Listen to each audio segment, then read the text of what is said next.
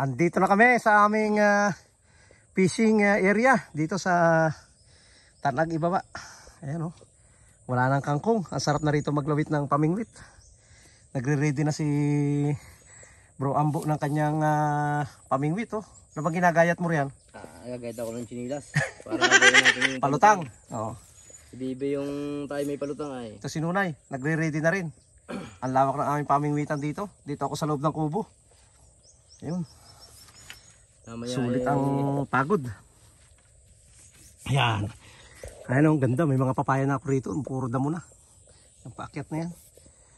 Merong bumubunga. Meron namang namumulaklak lang. Yun daw yung mga tinatawag na lalaking papaya. No?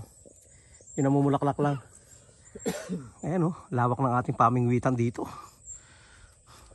Pag nakabuelo na, papagawa natin ito. Lalagyan natin ng floating cottage. Saka fish pan. Uhulugan natin ng mamalaking isda. Ayos na ayos talaga rito. Pwedeng maligo dyan, oh. Malinaw ang tubig. Oh. Labaran. Oo, saka yung mga gusto magbabad. Pagbakasyon, mga kabataan na gusto magpatuli, pwede rito. Magbababad sila. Tapos, ayun, pwede na, madaming lukaw rito. Ayan, oh. Dinaruan ng pamain para makahuli. Ang lawak ng ating pamingwitan, oh.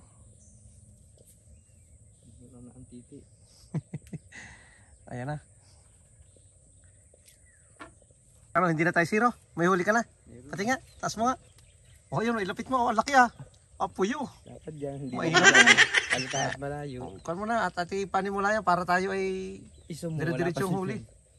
Yan. Dadali na ng puyo. Ayan. Dali pa, dalawa.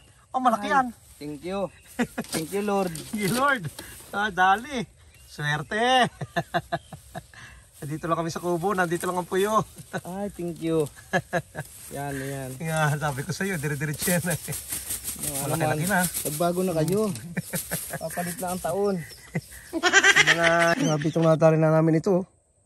Ang laki, oh. Lapad niya. Wala ito, isa na ito sa mga pinakamalaking puyo, no? Yan yung puyong sinupot. Tanggalin mo nga dali, para ilagay mo ron. Hindi ba ito yung sinupot na puyo? Ayan yun. Ay, ito nga yung sinupot, oh. Mayroong nakalawit na balat tayo. Ayan, ayan, oh. Ayan, oh. Siya nga, sinupot nga ito. Ayan, oh, may tama pa sa tagiliran. Sabi po, yan, laki. Sinupot nga. Ikaw na magtanggal. Ay ko, putang ina mo. Nalaban yung sinupot. Duguan yun. Ay, yung sinupot, ha. Malaki yan, oh. Kasi laki na ng tilapia yan, oh. Ito yung bagong puyo ngayon. Sabi nung yan, ang laki. Ano yan? Patatlo na, no? Tatlo. Oo, ang laki.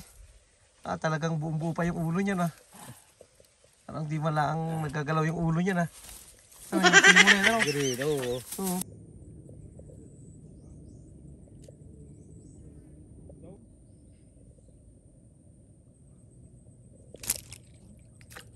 Hindi na dala. Ano dali nyo?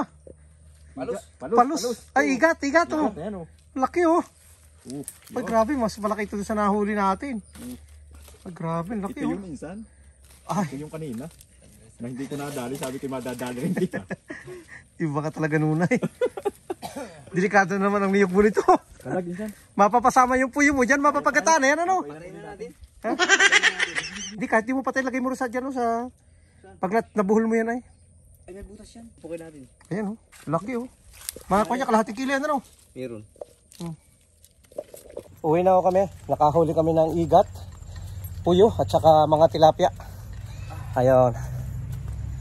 Ang aming adventure ay ayos din. Sulit. Hindi na lang natin na ipakita sa video ang ating mga huli, pero marami nasa malakalaging ating mga huli dyan. Tapos mga andyan sa eco bag na. Eco bag na kulay red, nasa 2 kilo. Ayun, okay na. Sama kayo minsan sa aming adventure at makakahuli kayo ng igat. Dito na kami sa mahabang pathway. Ayun.